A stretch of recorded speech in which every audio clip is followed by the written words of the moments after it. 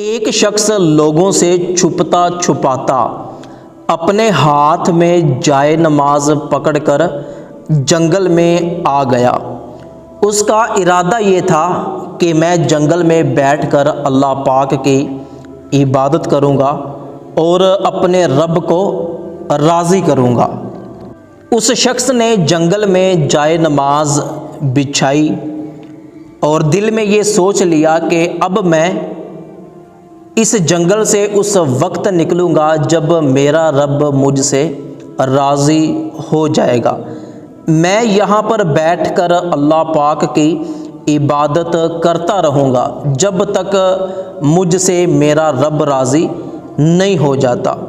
تو اس نے کیا کیا کہ ایک خشک لکڑی لی اور اپنے مصلے کے سامنے زمین میں گاڑ دی، اس لیے کہ جب یہ سوکھی ہوئی لکڑی سبز ہو جائے گی، اس پر پتے لگ جائیں گے، تو میں یہ سمجھوں گا کہ میری عبادت قبول ہو چکی ہے اور میرا رب مجھ سے راضی ہو گیا ہے۔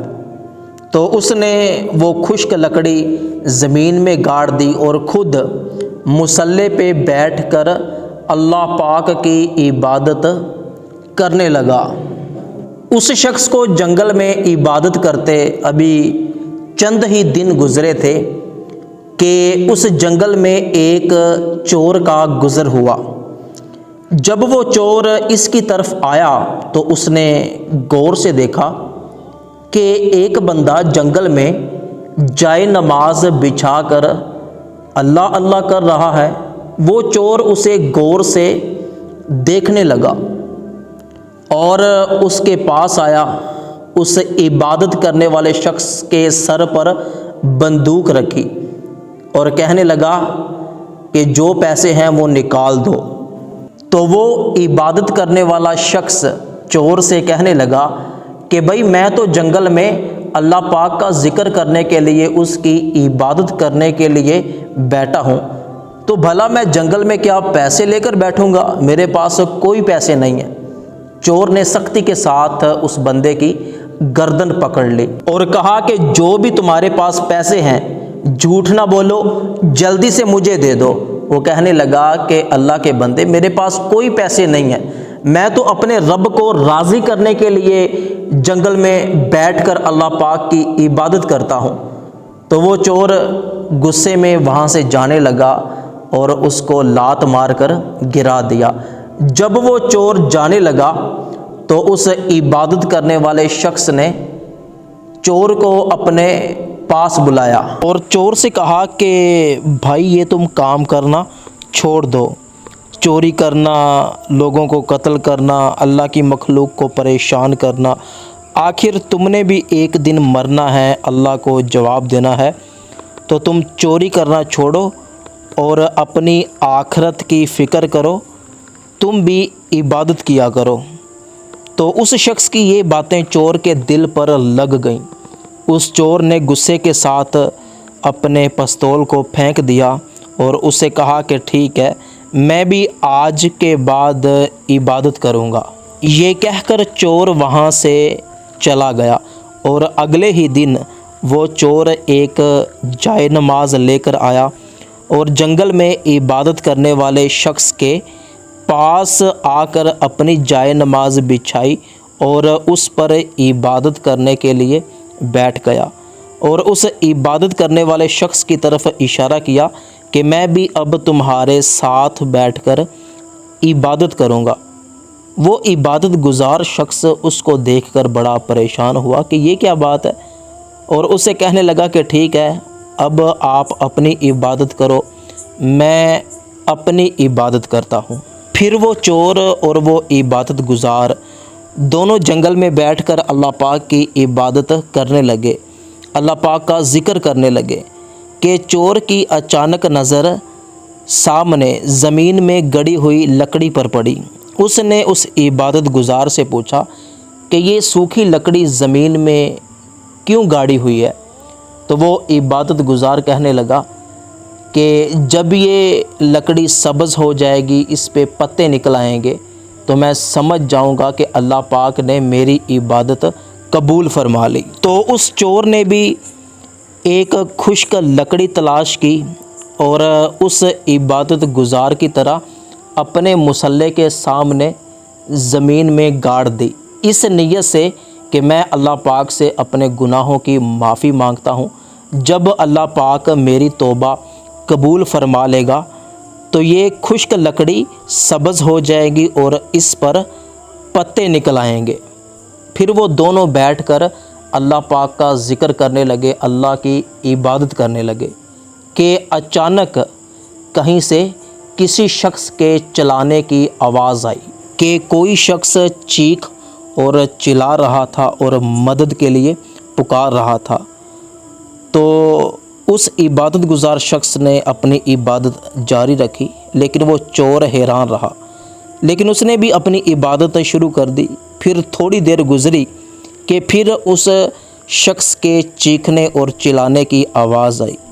یہ دونوں ادھر ادھر دیکھنے لگے، لیکن وہ عبادت گزار پھر اللہ پاک کی عبادت کرنے لگا۔ چور نے اس بار اس عبادت گزار سے کہا کہ جاؤ، کوئی شخص ہمیں مدد کے لیے بلا رہا ہے، جا کر اس کی مدد کرو۔ تو اس عبادت گزار نے اس سے کہا کہ میں یہاں پر اللہ کی عبادت کرنے بیٹھا ہوں، کسی کی مدد کرنے نہیں بیٹھا، جاؤ جا کے خود اس کی مدد کراؤ اور دوبارہ مجھے پریشان نہیں کرنا۔ یہ کہہ کر وہ عبادت گزار پھر اللہ اللہ کرنا شروع ہو گیا اور وہ چور جلدی سے اپنے جائے نماز کو سمیٹ کر اس شخص کی مدد کے لیے دوڑ پڑا۔ اس چور نے جنگل سے باہر نکل کر ایک شخص کو نہر میں ڈوبتے ہوئے دیکھا، جو نہر میں غوطے کھا رہا تھا اور بچاؤ بچاؤ کی آوازیں لگا رہا تھا۔ اس چور نے جلدی سے نہر میں چھلانگ لگائی اور اس ڈوبتے ہوئے شخص کو بچانے کی کوشش کرنے لگا۔ آخر کار اس چور نے اس ڈوبتے ہوئے شخص کو بچا ہی لیا اور اس کا پیٹ دبانے لگا تاکہ اس کے پیٹ میں موجود پانی باہر نکل سکے۔ تو اس بندے کو ہوش آیا تو اس نے بتایا کہ کسی وجہ سے وہ نہر میں گر گیا تھا اور اسے تیرنا نہیں آتا، تو اللہ پاک کا شکر ہے کہ تو نے میری جان بچا لی۔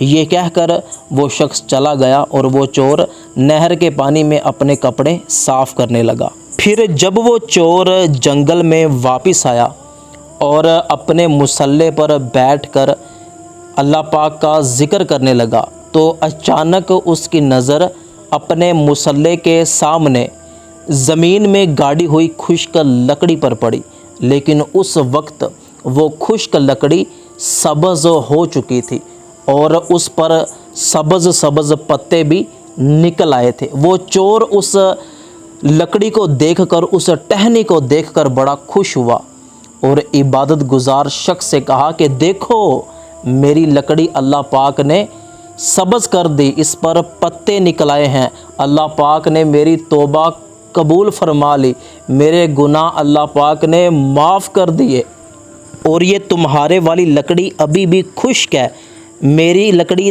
سرسبز ہو گئی۔ تو اللہ پاک صرف اللہ اللہ کرنے والے شخص سے راضی نہیں ہوتا، بلکہ اللہ پاک کی مخلوق کی مدد کرنا، لوگوں کے کام آنا، یہ بھی بہت بڑی نیکی ہے۔ اللہ پاک بندے کے ان کاموں کی وجہ سے بھی اس سے راضی ہو جاتا ہے۔ تو اس چور نے اپنے مصلی کو سمیٹا اور وہ ترشاخ پکڑی اور وہاں سے چل پڑا۔ پھر وہ بیچارہ عبادت گزار پریشان ہو کر، افسردہ ہو کر اس لکڑی کو دیکھنے لگا اور سوچنے لگا کہ ایک بندے نے مصیبت میں کسی کو مدد کے لیے پکارا تو یہ چور اس کی مدد کے لیے چل پڑا، لیکن افسوس میں نہیں چلا، میں یہاں پہ بیٹھ کے اللہ اللہ ہی کرتا رہا۔ تو حقیقت میں مخلوق کے کام آنا، لوگوں کی مدد کرنا، یہ بھی زندگی کا ایک حصہ ہے۔ اللہ پاک ان کاموں سے بھی راضی ہو جاتا ہے۔ کاش میں اس بندے کی مدد کراتا تو میری لکڑی بھی سبز ہو جاتی اور میری عبادت بھی قبول ہو جاتی۔ تو دوستو اس حکایت سے سبق یہ ملتا ہے کہ مسجد میں بیٹھ کر اللہ اللہ کرنے سے اللہ نہیں ملتا، بلکہ حقوق العباد کا بھی خیال رکھنا پڑتا ہے اور اللہ کی مخلوق کی مدد کرنی پڑتی ہے، اور لوگوں کے کام آنے سے بھی اللہ راضی ہوتا ہے۔